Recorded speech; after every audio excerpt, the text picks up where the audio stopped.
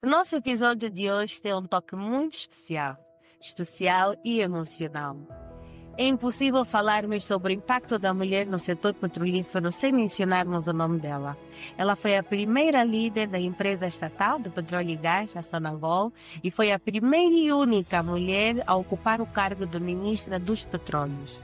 Ela carinhosamente aceitou conversar conosco, recebeu-nos na sua intimidade e falou um pouco sobre aqueles que foram os principais desafios, obstáculos e lições aprendidas ao longo da sua trajetória. Estamos a falar da Albina Assis, que carinhosamente aceitou conversar conosco. Então, acompanhem.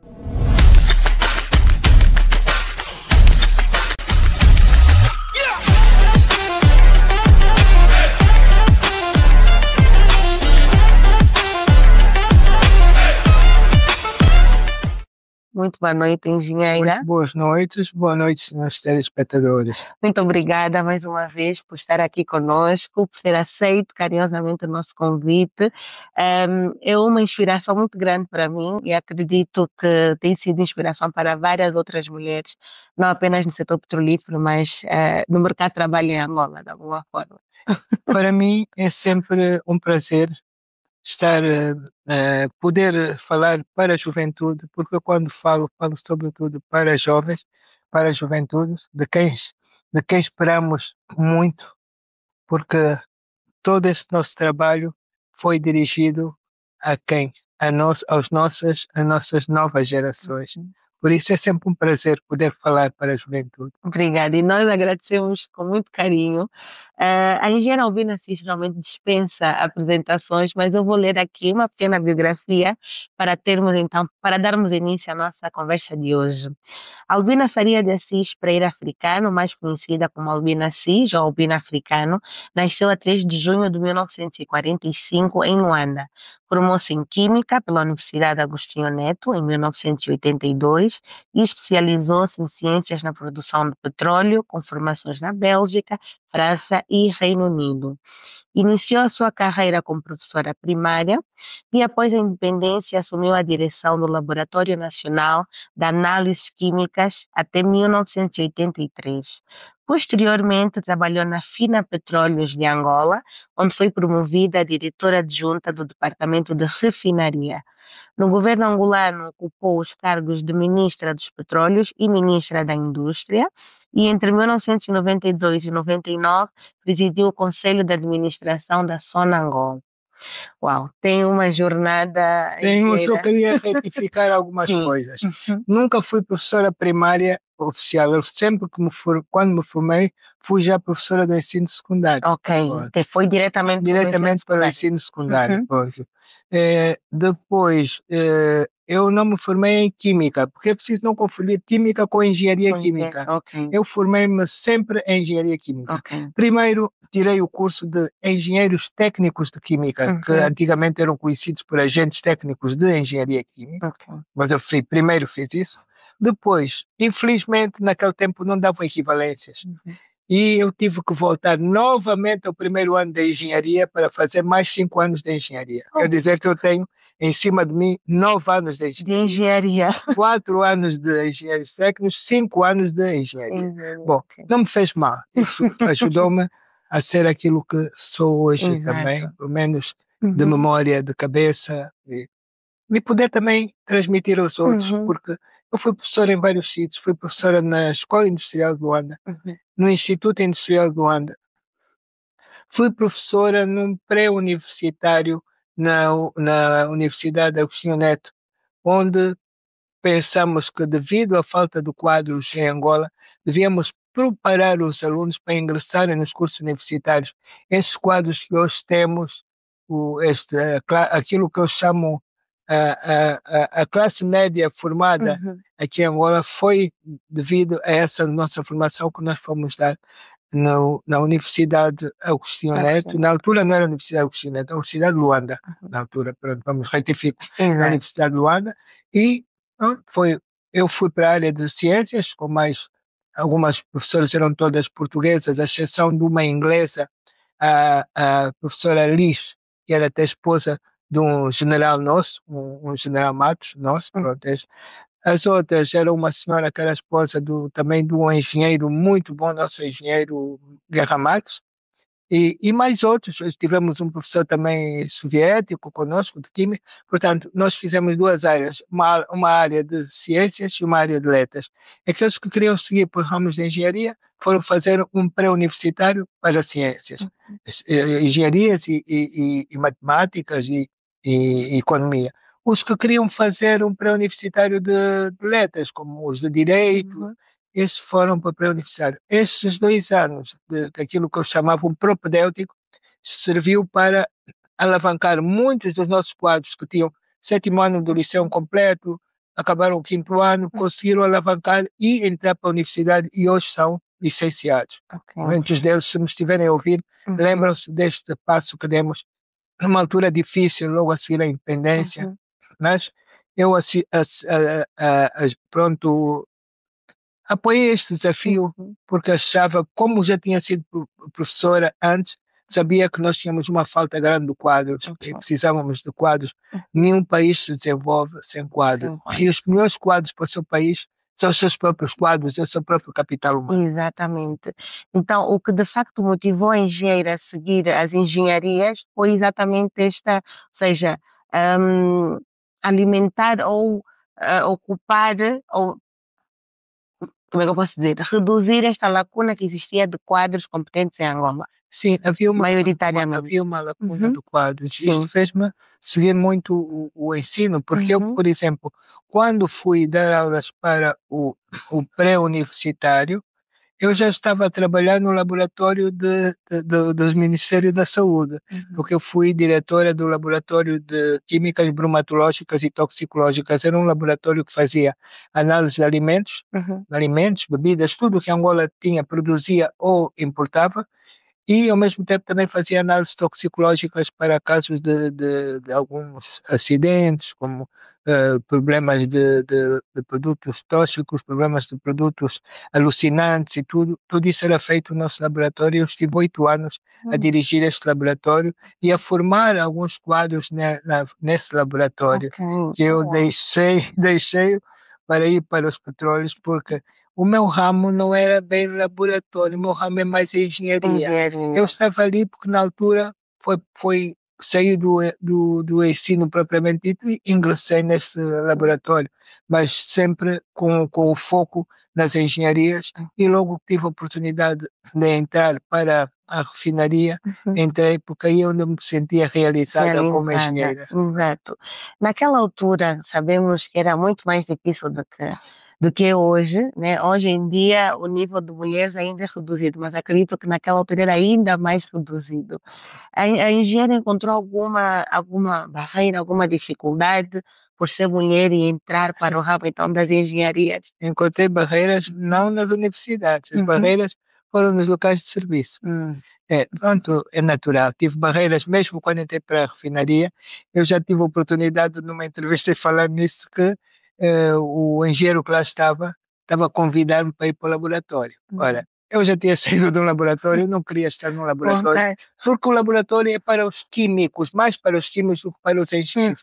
Então eu queria ir trabalhar em engenharia, nas unidades fabris, no sistema de produção fabril. Era isso, e foi isso que eu disse. Aliás, eu virei para este engenheiro, coitado, que já é falecido neste momento, e eu disse: bom, se o problema é laboratório, como o senhor é tão engenheiro químico como eu, por que não escolheu o laboratório? Pronto, pronto, ficamos aí, deixamos de ter conflitos e acabamos por tentar dar-nos bem, porque era um local onde havia alguma resistência na promoção dos angolanos, e eu fui com uma das coisas que fiz foi lutar para a promoção dos angolanos, porque os angolanos tinham capacidade, mas porque era assim mesmo, quer dizer, porque os não angolanos ganhavam melhor que os angolanos, primeiro. E segundo, tinham empregos garantidos que muitas vezes não teriam na Europa. Hoje a Europa é diferente, a União Europeia, mas na altura não havia, e as coisas não eram tão fáceis para os europeus como tem sido hoje podem passar de um país para o outro, tanto trabalham em Portugal como podem ir para a França, podem ir para uma Alemanha, o que não era fácil na altura. Então era preciso defender, haver uma frente ali também para defender os angolanos. E a minha frente na refinaria foi essa, foi uma frente para tentar defender os angolanos e tentar explicar aos angolanos que nós tínhamos que melhorar a nossa formação para avançar, para ir para a frente. Então, todos os anos havia um programa de formação de quadros e muitos angolanos saíam em formação de quadros. Tudo isto que acabou de dizer, que estive na Inglaterra, estive na Bélgica, foi tudo em formação de quadros. Porque na altura a refinaria não era nossa, a refinaria não era angolana, a refinaria era belga, era de uma empresa belga chamada Petrofina, que estava aqui, depois passou a Fina Petróleos. Essa é que era a dona da refinaria, portanto, nós estávamos lá a trabalhar para uma empresa estrangeira e não para uma empresa angolana, mas sempre defendendo os interesses do nosso país, porque era o que eu dizia, não poderá faltar petróleo porque estamos em guerra.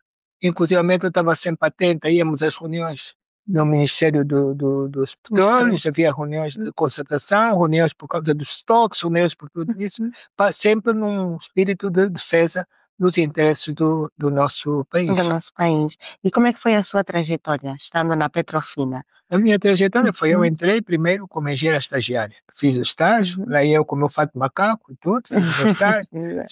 Nunca tive problemas, subia 50 metros para ir para as torres, subia, descia, olhavam para mim, como é que essa mulher vai e sobe e desce? Eu entrei com uma colega essa que até chegou a ser minha professora quando eu estava a acabar a engenharia, Ivete Antunes, fomos as duas, enfrentamos algumas guerras, né? Porque é natural, porque éramos mulheres, mas nós seguimos sempre em frente, seguimos o nosso. Eu fiquei sempre ligado à produção. E ela foi foi mais para a parte de tecnologia informática. Era uma pessoa inteligente. Por acaso, na Angola nunca mais soube dela, mas quando ela vinha a Angola, o cara ficou aqui sempre em Angola, os irmãos saíram, mas ela ficou. Quando ela vinha a Angola, encontrávamos. E eu, por acaso, quero ver se a procuro, porque realmente fomos as duas que conseguimos vencer as barreiras que fomos encontrando ao longo do nosso caminho, mesmo nos estágios, às vezes nós sabíamos que eram barreiras, eu já não tinha idade para não perceber, né? Eu percebia bem, mas conseguíamos vencer, sem conflito, conversando, levando as coisas sempre com calma, o que nos interessava era sermos profissionais e profissionais competentes e não estarmos ali por favor ou que não, mas sim por competência.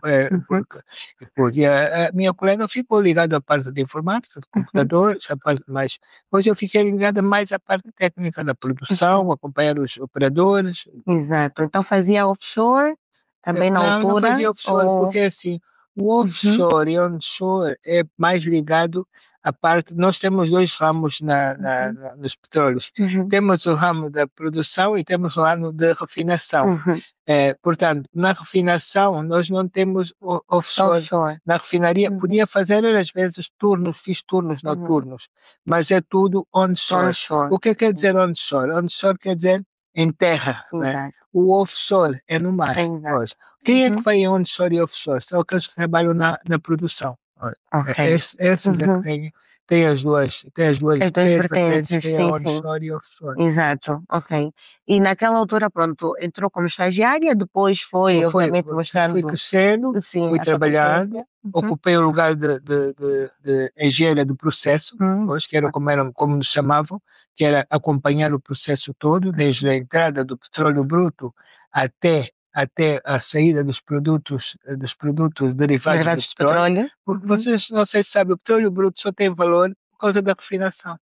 Se não for a refinação, o petróleo bruto em si, sozinho, não tem valor nenhum. É a refinação que dá mais valia ao petróleo bruto, porque a partir da refinação nós tiramos o gás, tiramos a gasolina, tiramos o petróleo, este petróleo iluminado, não sei se sabem que é o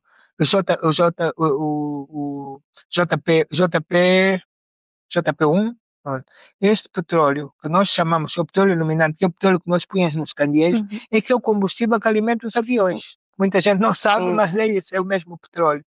Temos a gasolina, depois temos o gasóleo e temos ainda o resíduo do petróleo que em certas condições, esse resíduo dá para transformar-se em asfalto, que é este asfalto que nós temos. Que nós usamos, sim. Nós usamos. Então, naquela altura, fazia essa refinação do petróleo em terra, Pois. e nós, passando alguns anos para frente, nós, neste momento, estamos na construção de 2 refinarias no nosso país. Exatamente. Ou seja, já temos experiência lá atrás, Sim. já se fazia cá. O que mudou, ou o que de alguma forma, aconteceu neste meu período para não continuarmos a fazer a refinação do petróleo cá? Nós refinamos o petróleo cá, nós não fechamos a refinaria, antes pelo contrário. Bom, eu vou contar essa história, é muito interessante. Houve pessoas que achavam que se devia fechar essa refinaria. Eu, enquanto estive presente nos conselhos de ministros, mesmo já sem ser ministra, eu sempre votei contra o não fecho desta refinaria. Por quê?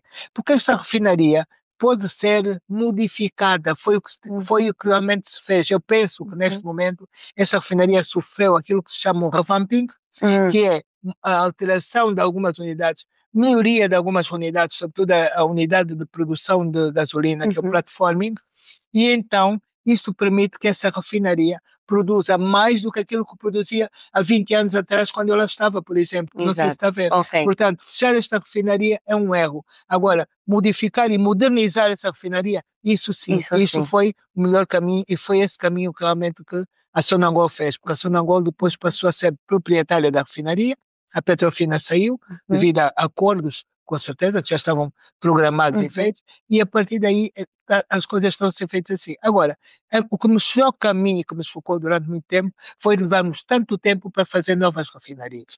Porque um país a produzir petróleo como nós produzíamos, nós devíamos ter mais refinarias, e em vez de exportarmos só petróleo bruto, devíamos exportar produtos acabados, que são muito mais caros. E depois há uma coisa que é preciso compreender. O preço do petróleo vem que oscila, então depressa sobe, como desce. Não sei como é que foi agora, depois desse último pronunciamento que houve por causa das subidas das taxas, não vi como é que está, não vi. Nesta semana, por acaso, estive muito ocupada por causa dos problemas da Expo e não tive a oportunidade de acompanhar a oscilação do preço do petróleo. Mas acontece que, mesmo quando o preço oscila, o preço dos derivados não oscila muito. Vocês veem que o produto, por exemplo, o petróleo vai, às vezes está 40, às vezes está 60, às vezes está 80. Mas a gasolina, o gasóleo e o gás continuam o preço mais ou menos nivelado. Se deixa uns décimos ou uns centésimos, mesmo na Europa, é pouco. Isto o que é que significa? Que quando nós transformamos o petróleo e podemos exportar os produtos acabados, temos sempre uma mais-valia do que exportando só o crudo. Só exportando o crudo. Ok. E é neste caminho que, de alguma forma, hoje estamos a caminhar. É este caminho que nós. Exatamente, é neste rumo que nós estamos. Em vez de estarmos a comprar produtos acabados, estamos nós próprios a produzir os nossos produtos e provavelmente iremos exportar os nossos produtos acabados. É esta linha que nós estamos a seguir agora. Ok. E agora, voltando outra vez um bocadinho para trás, estando na Petrofina, depois, obviamente, galgou o seu caminho e foi subindo de posição, até o momento que recebeu, então, o convite para liderar a empresa estatal, a Sonangol. Como é que foi este momento, Eu estava na refinaria e cheguei até subdiretora, não era é subdiretora da refinaria. Ah, subdiretora. Eu penso que isso está ligado a um problema que nós tivemos. Houve uma tentativa de greve na refinaria. E uma greve na refinaria era muito grave por causa do estado da situação de guerra em que nós vivíamos. E aqueles produtos eram imprescindíveis para pôr o motor, a força militar a trabalhar. Então, eu tive que enfrentar os trabalhadores e travar a greve. Uau. Foi terrível, foi. Uma mulher. Foi. O diretor não estava cá e os trabalhadores devem ter pensado, como ele não está cá e é um homem, nós, a mulher, viramos, mas não conseguiram virar. Bom, quando começaram com os problemas da greve, eu disse, meus amigos, vamos conversar, mas sem greve. A lei da greve existe, mas não é para ser executada a qualquer preço. Nós somos angolanos, devemos olhar para a situação do nosso país. Não quero lista, faça uma comissão para vir negociar comigo, depois vou levar o diretor-geral. Prepararam a comissão, juntaram, levei o diretor-geral. diretor-geral mandou o diretor de recursos humanos vir discutir. Há muitos aspectos que eu posso dizer que vocês até têm razão, mas o ter razão não significa anarquia. Vamos levar isso bem, pronto. Aquilo foi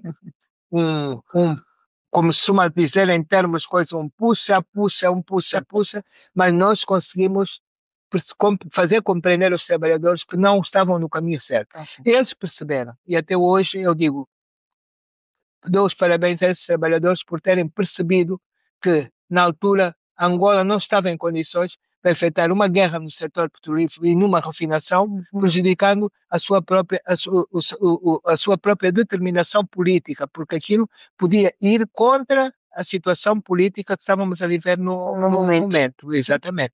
Bom, depois disso, isto passou-se, houve problema, houve pessoas do governo que lá foram, que até falaram comigo, não sei quem é isso, eu não me lembro quem são, mas falei com algumas pessoas com quem conversei. Depois vieram dizer que perguntar se eu podia ir ou não me chegaram a perguntar, fizeram uma observação, ainda me lembro que foi uma pessoa que estava ligada à presidência. Bom, eu vou vos dizer com franqueza, eu sentia muito bem na refinaria. Para ser franco, sentia bem na refinaria. Mas quando me disseram que era para ir para Sonangol, tem que ir para coisa, precisamos de uma presidente no Conselho de Administração, bom, eu como uma militante que era do partido que estava no poder, eu não podia dizer que não. Eu tive que respeitar uma deliberação do nosso partido e aceitei, disse sim, senhor. Ouvi a nomeação, falei com a Petrofina, disse, olha, há conflito de interesse, eu não posso estar aqui e estar na Sonangol. Se vou para Sonangol, tenho que vos deixar. Pronto, fiz uma carta a explicar isso e saí e fui para Sonangol, onde depois tomei posse como presidente, portanto fui a primeira presidente do Conselho de Administração da Sonangol. Eles dizem presidente não executiva, mas na altura não havia presidente. Nem executiva, nem não executiva. Havia presidente. Exatamente. Foi nessa condição que eu fui para a Sonangol. Bom, cheguei a Sonangol, claro que encontrei alguns choques, que é natural, porque tinha direções, tinha isto. De repente aparece uma mulher acima dessas direções todas, e todas elas masculinas. Agora imaginem que a coisa não foi fácil. Acho que imaginamos. Não foi nada fácil. Exato. Mas eu não vou contar esse episódio porque mas quiser dar os detalhes de alguns. Depois detalhes é que andei durante mais de 15 dias sem ter um gabinete. Até que um dia eu cheguei lá e disse, bom, se eu não tiver gabinete vou ocupar um. Bom, no dia seguinte já tinha Apareceu gabinete. Um gabinete. Já tinha gabinete. Bem, o que prova que realmente não faziam isso de má fé. É natural, porque agora vem uma pessoa nova, vem aqui mandar, mas eu não ia com o espírito de mandar, ia com o espírito de mudar, porque eu tinha uma ideia que uma empresa como a nossa, como era a Sonangol, devia ter um conselho de administração executivo, e nós não tínhamos. Eu convidei algumas pessoas para fazer parte do meu conselho de administração, uns depois continuaram na Sonangol, eu saí quando fui chamada para o governo, mas muitos continuaram lá na Sonangol e ocuparam cargos de relevo depois na Sonangol, o que prova que eu não estava enganada naquilo que queria, porque nós precisávamos de ter uma companhia que fosse uma companhia que se preocupasse mais com a exploração de petróleo, com a refinação de petróleo, com os produtos petrolíferos, com a produção de gás e com os problemas ambientais ligados ao petróleo, e não uma refinaria que estava mais ligada à venda quer dizer, havia qualquer coisa. Eu, por exemplo, eu achava que esta agência que foi criada agora talvez tivesse sido criada um bocadinho mais cedo para permitir separar a Sonangol enquanto empresa produtora de petróleos e de uma empresa de energia, de uma empresa mais ou menos ligada só à comercialização. Exatamente. E isto hoje está claro. Mas tudo são épocas. Nós não vamos criticar por não ter sido feito. Vamos só dizer, já está a ser feito. Criticar por quê? Porque cada época é a sua época. Às vezes é muito difícil dizer, mas por que não se fez? Devia ter sido feito, mas não se fez. Pronto, a época talvez o não permitisse. Isso é preciso também compreender assim. Eu, nesse aspecto, tenho essa compreensão. Porque eu, quando quando saí dos petróleos, fui fazer um MBA de gestão de empresas. Já era uma velhota de 50 anos na altura, mas ainda achei que tinha forças e capacidade para fazer. Fiz com uma empresa brasileira, o Instituto Getúlio Vargas. Exatamente. Muito conhecido. Exatamente. Eles vieram cá, eles, mais outra empresa portuguesa, e nós fizemos este curso, este MBA, com horas terríveis. Nós começamos às 2 da tarde, acabamos às 10 da noite. Uau. Tínhamos 15 minutos de intervalo no meio de tudo, mas aguentamos. Tínhamos muito trabalho, ajudou muito, sobretudo em perceber muita coisa ligada à gestão, ligada ao contacto com problemas de trabalho, com muitos outros problemas que são problemas económicos. Foi exatamente nesse curso porque como engenheira, hoje a engenharia já tem uma parte de economia. Exato. Eu tenho uma filha engenheira química e ela já estudou economia no Instituto Superior Técnico. No meu tempo não, a engenharia era mais ligada para indústria, para o desenvolvimento industrial, para a criação de empresas, para gestão mas só de empresas ligadas propriamente só a empresas. Ao passo que no MBA foi uma gestão geral que eu gostei, que obrigou-me também a trabalhar, a remover cá as ideias e a pôr o cérebro a funcionar, porque é uma das coisas que eu gosto de pôr o cérebro a funcionar. Abriu-lhe os horizontes. Abriu-me né? horizontes. Já não estava só como técnica, mas estava também como uma líder, como uma gestora. Exatamente. Isso foi exatamente, foi muito bom. E aí eu fazia uma alusão a essa agência, porque eu escrevi a minha tese, chamei a minha tese Gestão do Petróleo, do Petróleo, gestão sustentável do petróleo bruto angolano. Por que sustentável? Porque eu continuo a dizer, o petróleo bruto é uma riqueza exaurível, quer dizer, é uma riqueza que vai acabar com o tempo. Exato. Então, enquanto ela tiver a produzir, enquanto for possível ter petróleo bruto a preços aceitáveis, é preciso criar outros ramos de outras áreas de desenvolvimento para que o petróleo, para tirar o rendimento do petróleo.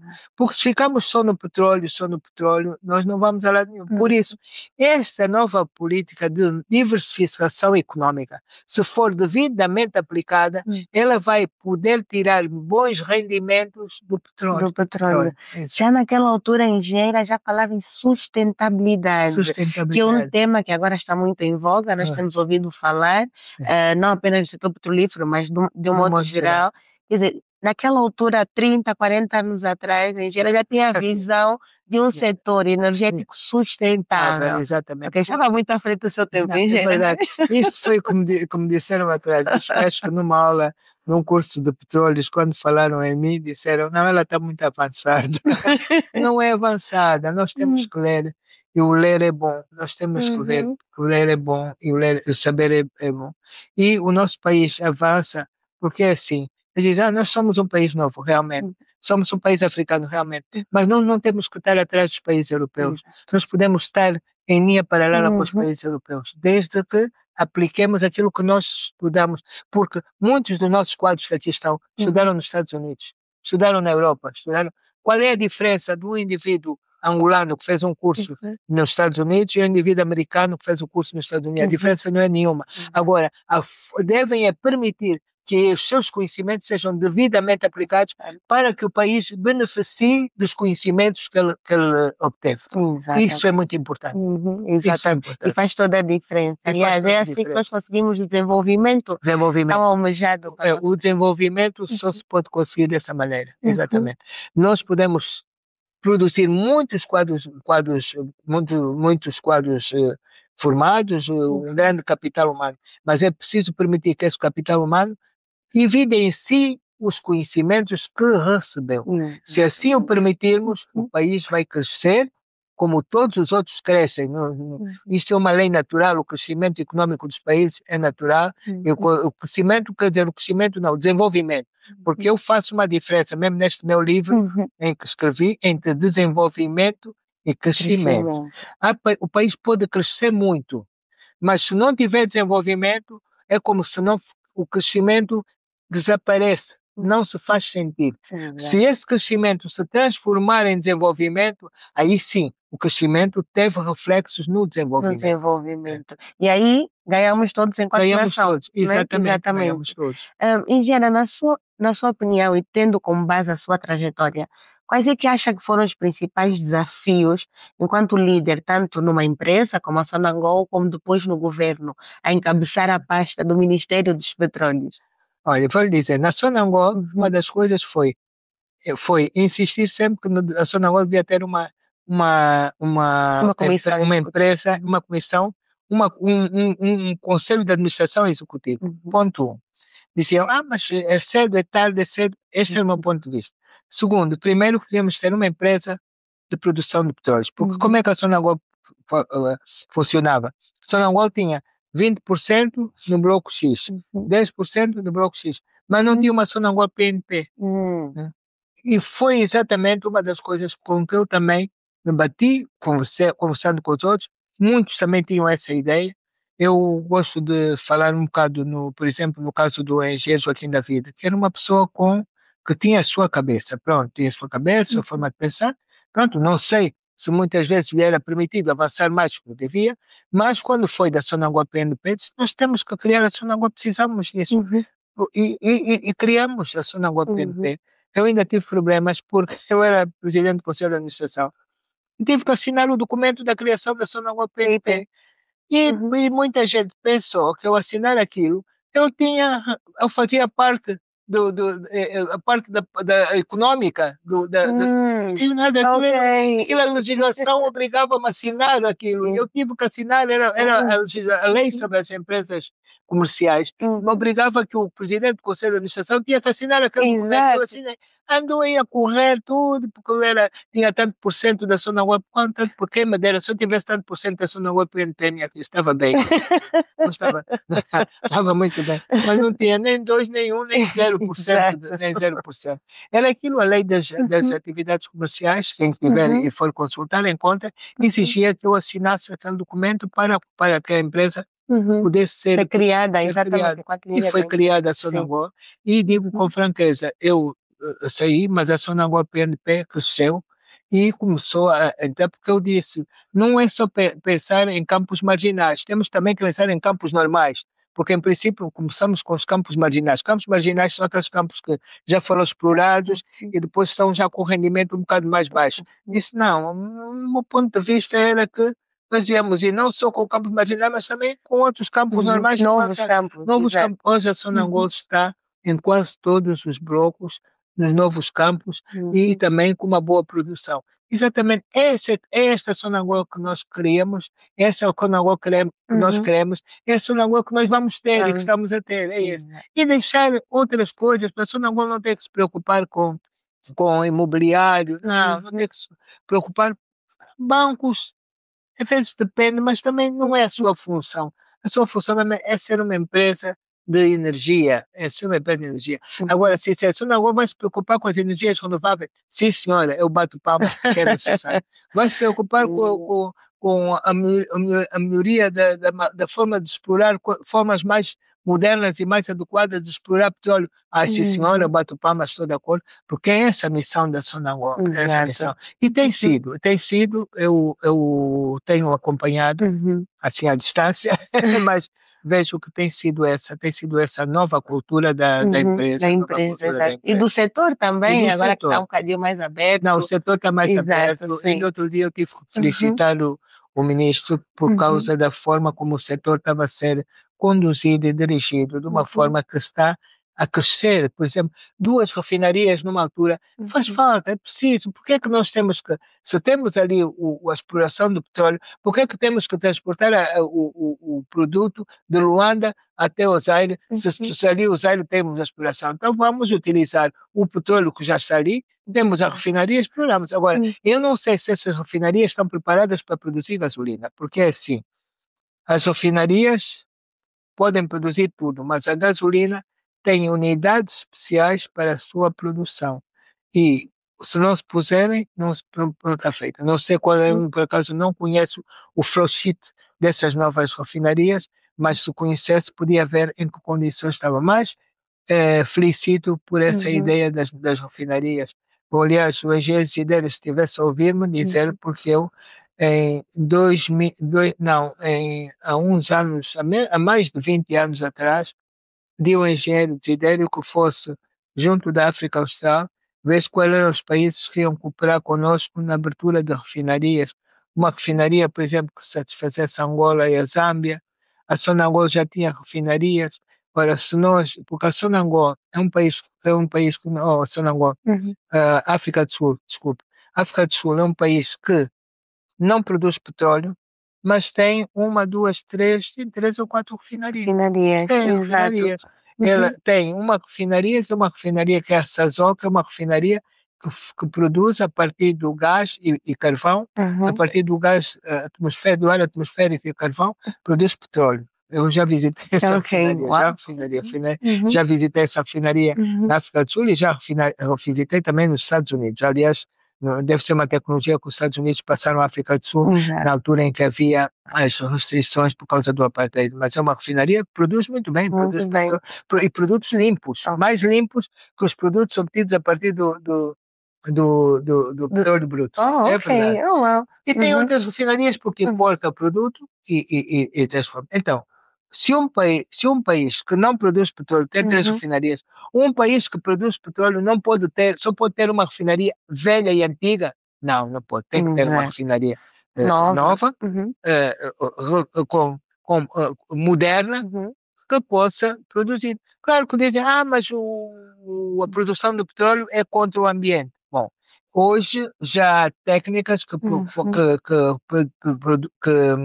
permitem minimizar os efeitos das refinarias sobre o ambiente. Hoje é possível fazer isso. Antigamente, não. Antigamente era mais difícil e poluía-se mais. Hoje já se polui menos, porque hoje já há muitas técnicas. Nós, por exemplo, mesmo agora, nós estamos a produzir petróleo, mas nós já não temos aquelas tochas a queimar. Porque já retiramos parte do gás, reinjetamos nos poços. Parte do gás, gás associado, conduzimos para a unidade que temos, Angola LNG. Quer dizer que nós também já estamos a trabalhar, mesmo aqui, no sentido de reduzir os efeitos nefastos da refinação para o ambiente. Para o ambiente, exatamente. E aliás, da cadeia toda. Da cadeia da refinação, está tudo. Hoje já há um trabalho para que nós não possamos, sim senhora, beneficiar dessas unidades, porque não podemos passar sem elas, mas ao mesmo tempo não sermos tão prejudicados como éramos já há uns anos atrás. Sim. Engenheira, não podemos obviamente esquecer o facto de que é uma mulher no setor, não é? Então queríamos agora puxar a brasa para a nossa sardinha. Qual é que acha que é o papel e o impacto da mulher no setor petrolífero? O impacto é grande, porque, sabe, eu nunca fiz diferença entre a capacidade da mulher e a capacidade do homem. Eu sou mãe de 3 rapazes e uma menina. A minha filha considero tão inteligente como são os meus filhos. Fui professora de rapazes e de mulheres. Encontrei mulheres tão inteligentes como homens. Portanto, eu não consigo fazer essa diferença, porque não faz parte da minha diferença. Agora, a verdade é que nós, biologicamente, somos diferentes. E mesmo em termos sociais, também temos atividades diferentes, porque as atividades que uma mulher tem num lar são diferentes do que um homem tem num lar. Naturalmente que às vezes nós não conseguimos dar o rendimento que devíamos dar devido às nossas outras ocupações e outros requisitos que exigem de nós. Não quer dizer que não tenhamos capacidade, a capacidade está conosco. Nós temos condições para o fazer, mas nem sempre é possível, porque por isso é que há mulheres até que não se casam, preferem não se casar para seguir uma vida profissional sem problemas, ou que, quando se casam, alguns chegam a acordo com não têm filhos para não ter esses problemas, porque, como mães, nós temos algumas ocupações que não nos permitem dar rendimentos tão altos como dão os homens, porque os homens não têm, como pais, não têm tantas ocupações como nós temos como mães, exatamente como as mulheres. Mas isso não quer dizer que nós não tenhamos capacidade. Não, as mulheres, eu tenho encontrado mulheres com muita capacidade, com muito nível, capazes vamos lá, de ocupar qualquer cargo sem dificuldade, mas nós temos que ponderar, às vezes, as nossas responsabilidades enquanto mães. É isso, enquanto mães. Então, no caso, qual seria, engenheiro, o conselho que daria às jovens que neste momento estão aqui a assistir, inclusive a eu, que estão agora no setor petrolífero, que estão a começar agora, tendo em conta a experiência que teve? Eu penso que devem continuar, devem ingressar, devem se inserir, não devem ter receio, devem conseguir conciliar a vossa vida familiar, porque nós, como independentemente de tudo, respeitamos a vida familiar. Tem que conciliar a vossa vida familiar com a vossa vida profissional, mas nunca ponham de lado a vossa vida profissional, nem a vossa capacidade profissional. Que a vossa vida familiar não vos faça também perder o empenho que têm na vida profissional. Porque foi exatamente isto que eu procurei fazer. Sem deixar de educar os filhos, sem deixar de os obrigar a estudar, sem deixar de os acompanhar, mas agarrei-me também à minha vida profissional. Eu, quando entrei como ministra de Petróleos, não sabia nada de ministro. Sabe o que é que eu fazia? Os fins de semana, tirando um bocado que ia à praia com os filhos para não deixar de ir, eu ficava a estudar, a ver as leis, a ver tudo sobre o upstream, porque nos petróleos, quando a gente entra, a coisa é mais upstream que o downstream. Então, ver tudo sobre upstream, porque eu vinha do downstream. Então, era isso, estudar tudo, conhecer tudo, ver os problemas da sustentabilidade, os problemas ambientais. Tudo isso eu estudava, eu tinha o meu gabinete aqui embaixo, onde agora está até o quarto da minha querida mãe, eu sei, mas eu ficava e estudava, né? Exatamente. Tive também, posso dizer, um marido que foi um bom companheiro, que sempre percebeu o que eu gostava, como eu gostava de evoluir tecnicamente, e foi destas pessoas que se eu lhe pedisse, olha, hoje vou ter que fazer este trabalho assim, às tantas, ele não se importava de estar a olhar para um filho até adormecer. Portanto, isto também, às vezes também os nossos companheiros também nos ajudam a crescer do seu ponto de vista profissional, porque temos que ter bons companheiros que nos saibam compreender e que nos saibam ajudar. Ainda bem. Uau, isto deixa-nos aqui emocionados, traz uma inspiração. Estamos mesmo a chegar no fim. Nós, obviamente, temos muito mais para falar. A engenharia é um poço de conhecimento, experiência, mas não queríamos deixar terminar a nossa conversa sem primeiro parabenizá-la, porque foi condecorada pelo Presidente da República recentemente no âmbito da sua participação e contributo para a paz, reconciliação e desenvolvimento do nosso país. Como é que sentiu que a Não vossa... foi nesta, eu fui condecorada no âmbito da independência, da luta pela independência. Eu queria aproveitar também esta oportunidade para agradecer Sua Excelência, Senhor Presidente da República, por me ter dado este reconhecimento, porque realmente, quando nós trabalhamos para a independência, quando nós lutamos para a liberdade desse país, tudo o que foi feito com os meus camaradas, muitos já não estão em vida, na clandestinidade, foi exatamente porque nós queremos esta Angola livre. E quando vimos que a nossa direção do partido e do país reconhece em nós que o nosso valor e o nosso trabalho, nós ficamos muito gratos. Eu agradeço ao meu partido e ao Sr. Presidente da República por esta honra que me foi dada. Pronto. Vou dizer que os meus filhos ficaram muito satisfeitos porque os meus filhos dizem: tu és uma safrifada, só pensas no país, estás sempre a defender o país. Mas desta vez, quando viram a entregar aquele certificado, eles ficaram satisfeitos e disseram: mãe, reconheceram o teu trabalho. Eu disse: estão a ver, vocês estão sempre a dizer que a mãe está sempre a defender. Eu tenho que defender porque eu lutei para uma causa e eu tenho que defender esta causa porque lutei até o fim. Vou defendê-la até o fim. Pronto. E o seu sacrifício, a sua entrega não passou despercebida, não é? Então, isto foi uma singela homenagem diante daquilo que fez, não é? Foi exatamente. Aqui para o nosso país, para estarmos aqui hoje, para existirem mulheres hoje no setor de petróleo e gás, com melhores condições, com inspiração, com exemplos com que nos podemos espelhar, foi graças ao seu trabalho, engenheira, graças à sua dedicação e sacrifício. E um muito obrigada a todos nós da nossa plataforma por ser quem é e pelo trabalho que faz. Olha, eu Obrigada. também estou satisfeito, agradeço a vossa presença aqui e gostaria de dizer a todas as jovens e felicito a todas as jovens que, com sacrifício, com dedicação, conseguiram ingressar nesse setor e conseguiram com lugares. Ainda há dias estive numa reunião onde vi uma engenheira que era membro do Conselho de Administração da Sonangol apresentar, a fazer uma preleção. Eu fiquei feliz, fiquei satisfeita. Digo, afinal valeu a pena. Temos mulheres no setor a crescer. O meu nome, estou a lembrar do nome da senhora. Estavam duas engenheiras.